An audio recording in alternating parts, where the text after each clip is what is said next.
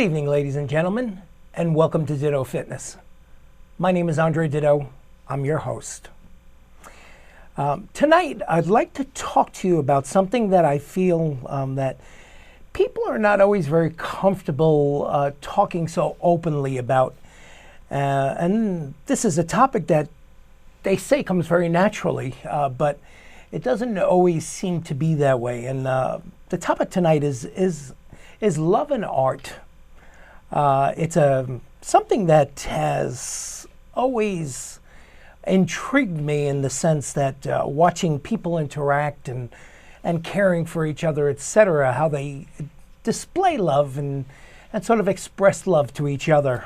It's very interesting, whether it be in a family relationship, a romantic relationship, or even just friends who are obviously in a platonic relationship. I've seen many dynamics go on, and it's something that I've always been a little curious about, and I'd like to share some information about that tonight.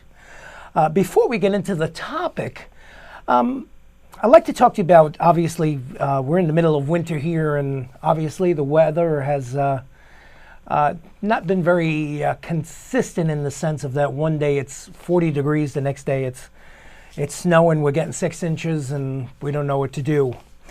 Obviously, we know part of that is from, at least in my opinion, from global warming. The climate has changed significantly in the environmental sense, and it's hard to be prepared for what's ahead.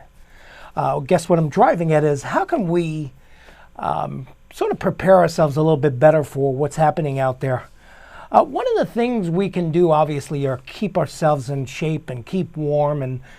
And my preference is to dress in layers. I wear a lot of clothes underneath either a sort of like a hooded jacket or a sweatshirt, whatever. And it's easier when you start to get warm to peel off the layers and still be warm and be in a comfortable temperature. A couple other things. There's a couple of supplements that I'd like to recommend that will keep you warm. One is turmeric. Turmeric is an ancient Indian herb that warms the body. It's great for inflammation in the body, but it also keeps you very warm, and it helps you to create a lot of T cells in your body there and just fight off any kind of infection. And once again, it's great for the inflammation in the body. And the other thing is, you want to upgrade your dose of vitamin C during this time to just keep your immune system up, keep yourself healthy, and keep yourself away from any kind of communicable diseases or germs that are out there. And probably the best line of defense that you can have is wash your hands as much as you can. Washing your hands is a very common action, obviously. But it's something that can really be a great preventative strike against any kind of disease and germs that you can catch that you don't know you might be walking around with on your hands. So there's just a few pointers as in regard to winter here and trying to stay warm and stay healthy during the winter. So let me get back to the topic: is love and art? This is an article that I found on the internet from Psychology News. I have an article written here by Kathleen O'Dwyer, and it says that Kathleen O'Dwyer asks if we can learn how to love, and it says with Eric Fromm and friends. Eric Fromm was a famous psychologist in the 1900s. He lived to 1980. He was writing during World War I and World War II in Germany, and his writing is amazing. I've read several of his books, and they're really something that you want to sit down and really get involved in. It's got to be something you're ready to read because they're very realistic points of view that he makes there. And he really makes you dig deep into yourself about love. But anyway, let me read a little bit from the article here, and we'll go on from there. For one human being to love another, that is perhaps the most difficult of all tasks, the ultimate, the last test and proof, the work for which all other work is but preparation. Rainier and Marie Rilke, once again another famous psychologist. Your task is not to seek for love, but merely to seek and find all the barriers within yourself that you have built against it. That's a big issue when it comes to love itself, as far as, having a healthy attitude towards love, and also allowing yourself to be in a space where you can be vulnerable that way and not feel afraid of the fact that you're going to be rejected or resented, or somebody's going to look at you and make fun of you, or whatever it may be. We need to know that it's okay to be a loving human being for our spiritual health, our mental health, and just our overall well-being. There's scientific proof out there that if, things like hugs, for example, release endorphins in your body that make you feel good.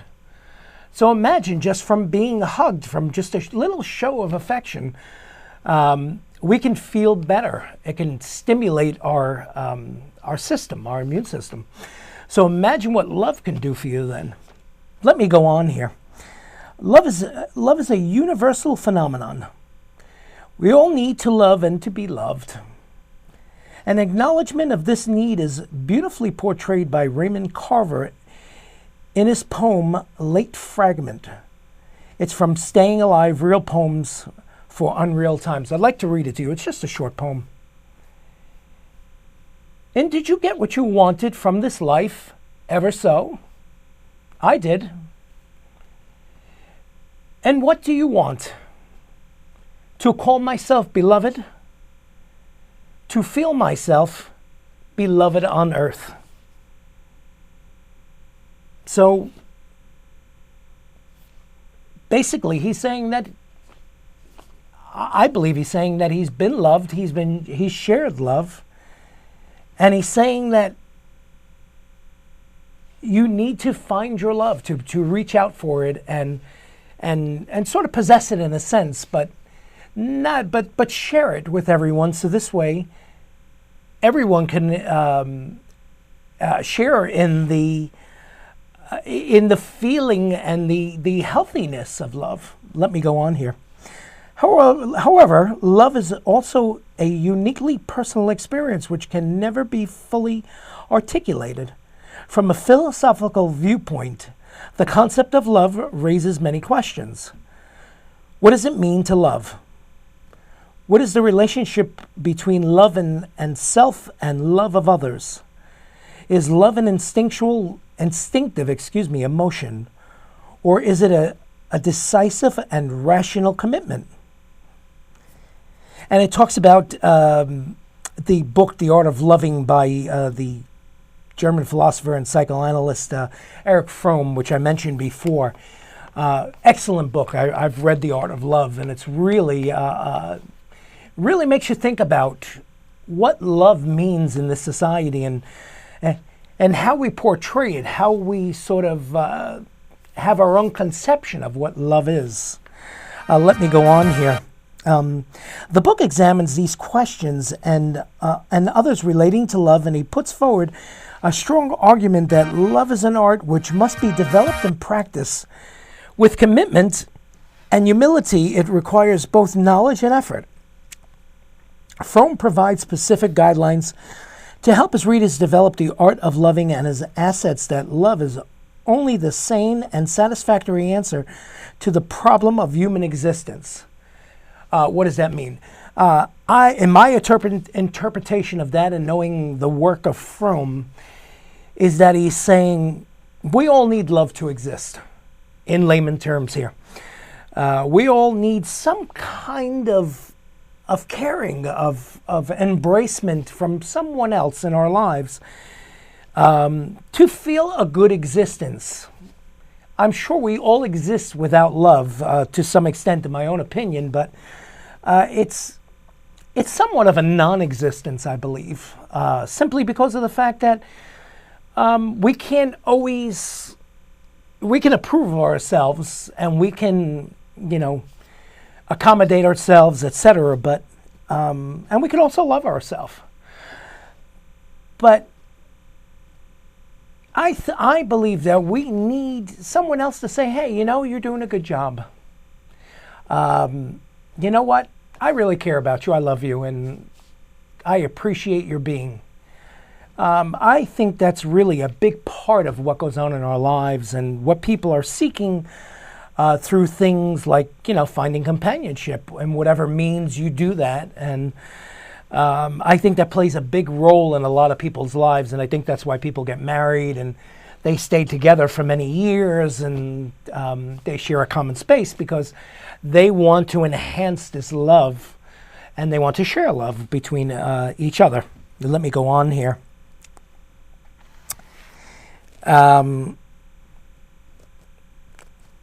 The assertion carries a strong echo of the words of Sigmund Freud. Our newborn instincts and in the world around us being what they are, I could not regard that love as no essential for the survival of the human race than things as technology. We go back to Fromm now for a second here. Fromm puts forward a theory of which love is demanding, disturbing, and challenging. He is based on the contradiction between prevalent idea that love is natural and spontaneous and consequently,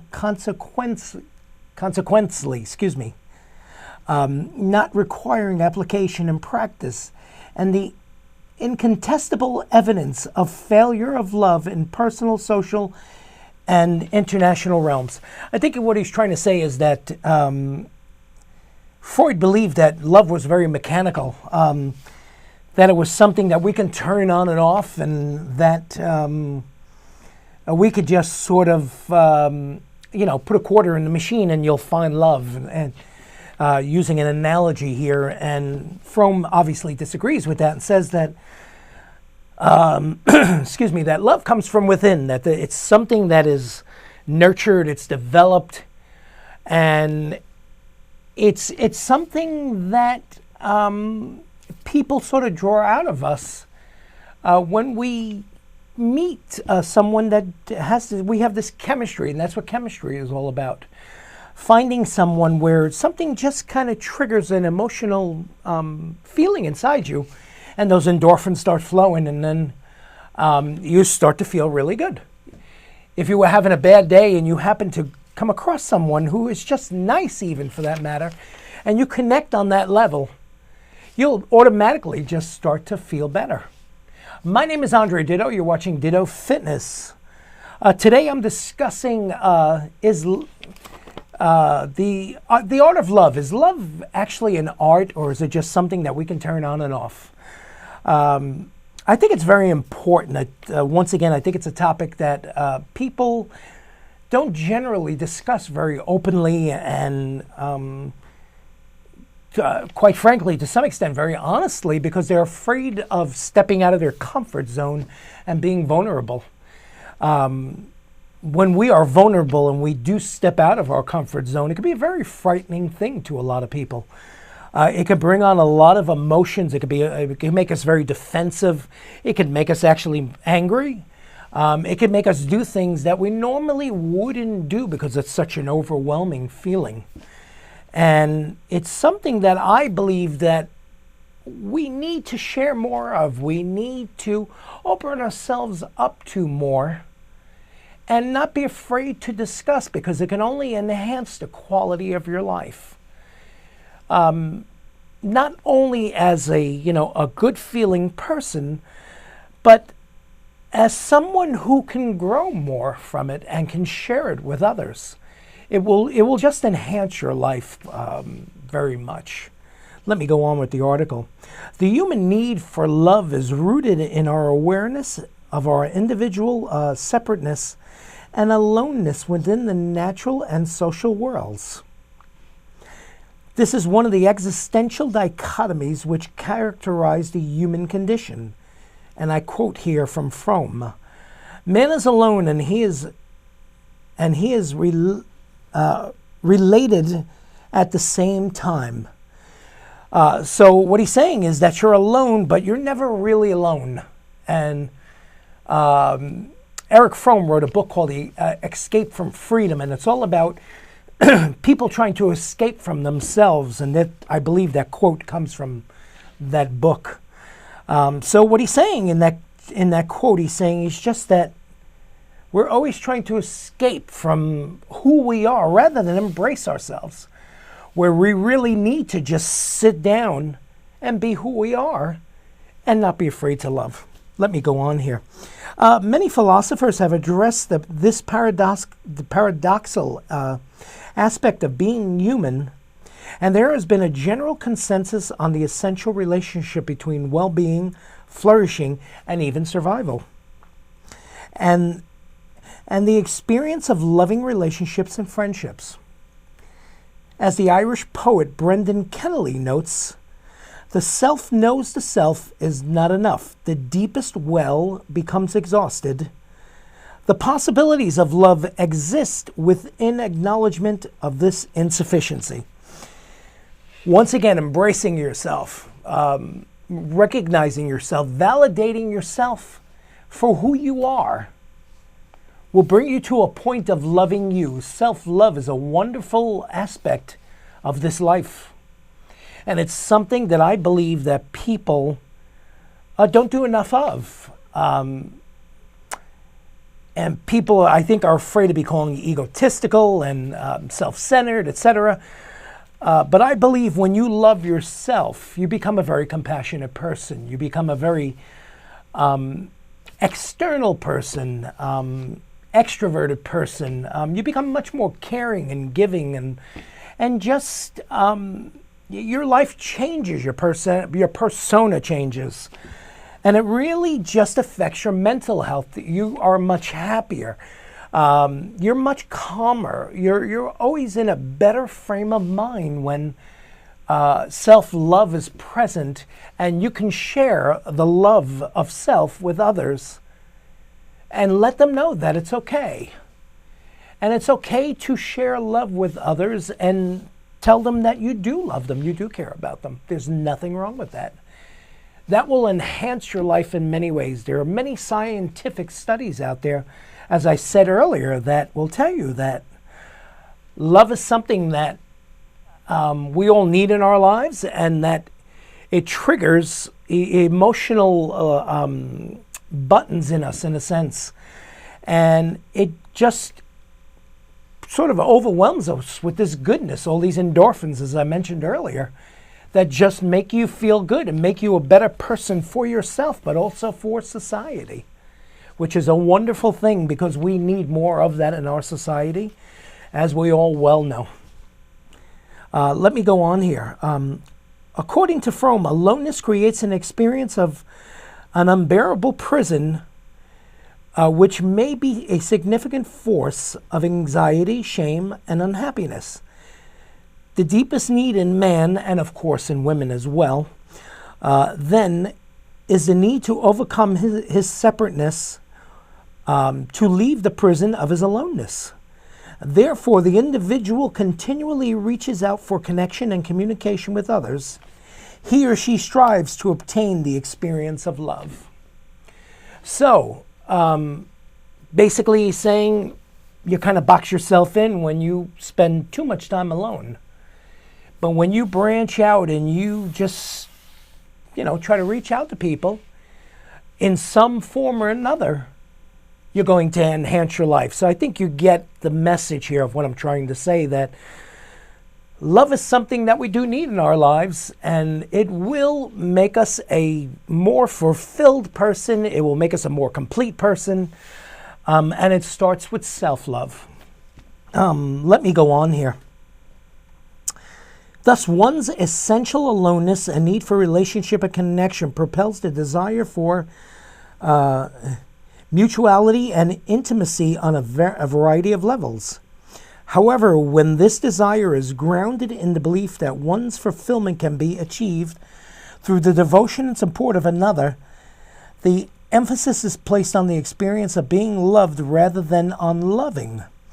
And the loving other is distorted and diminished in order to facilitate this.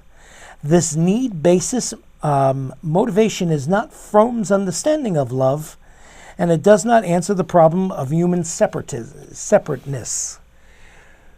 So what we're saying is that we want to love ourselves, but we need to get out there and share this. We can love ourselves and be alone, but we'll still feel isolated from the world. Even though we may have self-love, but if we are sort of introverted in a sense, it's almost like not having the love. That's my interpretation of what's being said here. So don't be afraid to get out there and love yourself. Don't be afraid to get out there once again. And when you start to feel this, share it with people. It's infectious that way. It really is. It's really infectious in a good way. And once you start sharing it, it's a circle. So what circles, what goes around in a circle comes back in a circle and will come back to you eventually. And you will just feed off of this and always feel good from it. So leave your comfort zones for a while. Don't be afraid. Get out there and love someone besides loving yourself. And you will see the dynamic changes in your life. Let me go on for a moment here and talk about a little something about a poem that says, "Love begins and ends." Fromm's treatise on the art of loving is provocative and insightful. It exposes the myriad problems associated with the experience of loving and of being loved. It confidently asserts that love is essential to human flourishing and survival, while also highlighting the demands and responsibilities associated with the practice. It's Fromm's understanding of love, of love idealistic or unrealistic. I leave the final words to Carl Sandburg. This is spoken from Fromm, obviously. There is a place where love begins and a place where love ends. There is a touch of two hands that foils all dictionaries. There is a look of eyes, fierce as big as Bethlehem, open hearth, furnace, or a little green fire acetane torch. There are single, careless bywords, portentous and as a big bend in the Mississippi River. There is a pair of shoes love wears, and the coming is a mystery. There is a warning that love sends, and the cost of it never written till long afterward. There are explanations of love in all languages, and one not found wiser than this. There is a place where love begins, and a place where love ends, and a place where and a place where love ends, and love asks nothing. I think there's a lot said in that little poem there. I think it just says that love is very natural. It says that love can come and go in our lives. It says that sort of love really doesn't have a true definition. It's something that we feel that can represent so many different things in our lives that we can't sort of put our finger on a true definition of what love is. Love can be something that people can look into your eyes and say, oh, that person has a lot of love inside them, or they are in love with someone. And it can really be obvious, or sometimes it's just very subtle. It's just something that people may just look and say, oh, maybe that person has some love in them. They just see it in people's eyes. And remember, as I believe, that the eyes are the mirrors of the soul. It talks about that, love is careless bywords, portentous as a big bend in the Mississippi River. It's almost frivolous in a sense that we talk about love sometimes, that it just sort of rolls off our tongue sometimes, and it opens up this just big wide space in us suddenly, and you're like, oh boy, what just happened to me? Sometimes we don't even realize it. It's almost impulsive that it happens that way. That's very interesting, but sometimes it comes out like just a sort of a gust of wind, and we're so aware of it, and we want that person to know, and we just blurt it out. And it's okay. There's nothing wrong with that. There's nothing wrong with sharing love that way. No matter how you share it, it's good to share it. I believe that love can only be a positive thing in life, and that it will only make us feel good in the long run.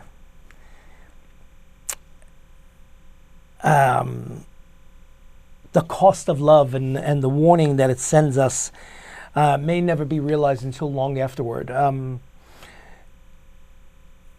Love may linger with us for quite a long time, I believe is what Sagan was saying here.